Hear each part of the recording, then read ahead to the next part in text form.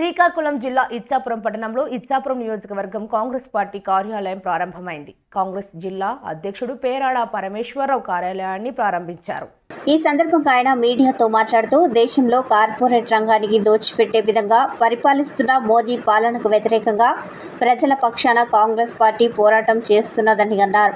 ఇచ్చాపురం నియోజకవర్గం కోఆర్డినేటర్ మాస్పత్రి చక్రవర్తి మాట్లాడుతూ రానున్న ఎన్నికల్లో కాంగ్రెస్ పార్టీ రాష్ట్రంలో ఘన విజయం సాధిస్తుందని అన్నారు.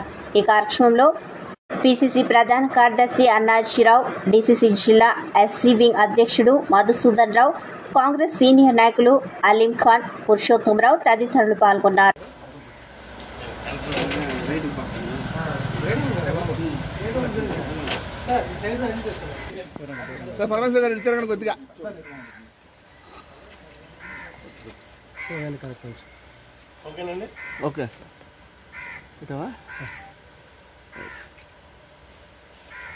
Okay sir. జై కాంగ్రెస్, జై కాంగ్రెస్. ఈ కార్యాలయం అయింది కదా, మనం ఒక పాట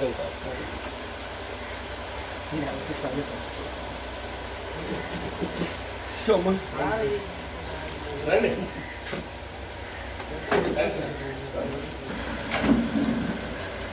ఎవరు లోపల కొంచెం కార్యకర్తలు ఇక్కడ ఎవరు లోపల రాఘవ నాయకత్వం, రాఘవ నాయకత్వం, సర్వల నాయకత్వం, సర్వల నాయకత్వం. జై కాంగ్రెస్, జై కాంగ్రెస్, జై కాంగ్రెస్, జై కాంగ్రెస్. పేరాడ పరమేశ్వరరావు గారి నాయకత్వం, శర్మిలమ్మ గారి నాయకత్వం. అనేక మంది యువజన కాంగ్రెస్ మిత్రులు అందరికీ పేరు పేరున అభినందనలు, ధన్యవాదాలు తెలియజేసుకుంటున్నాను. పాత్రికేయ మిత్రులకి వందనాలు తెలియజేసుకుంటున్నాను. కాంగ్రెస్ పార్టీలో ఉండడం అంటే దేశభక్తులుగా ఉంటాం.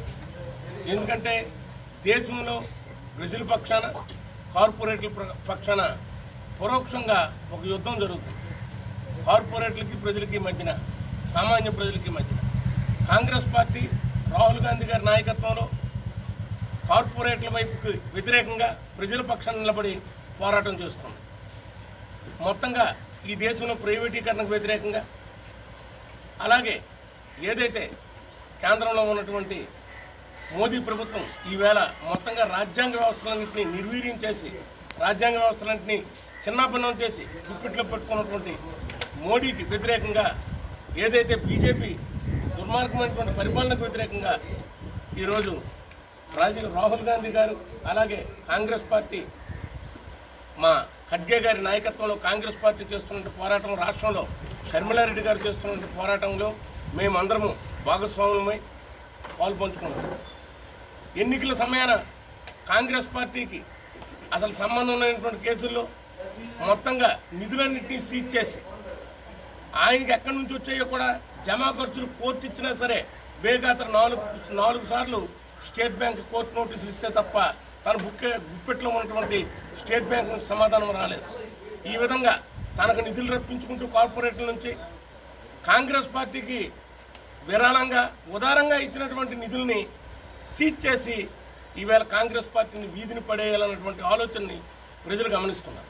కనుక ఈ ఎన్నికల్లో మోదీ విధానాలకి, కార్పొరేట్ విధానాలకి, ప్రైవేటీకరణకి, మత విద్వేషాలను రెచ్చగొడుతూ దేశాన్ని చిన్నాభిన్నం చేసే కుట్రలకి వ్యతిరేకంగా ఈవేళ కాంగ్రెస్ పార్టీ పోరాడుతుంది.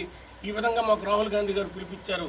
అదేవిధంగా జిల్లాలో కూడా మొత్తంగా మా నాయకులు, కార్యకర్తలు అందరూ సన్నద్ధమయ్యారు.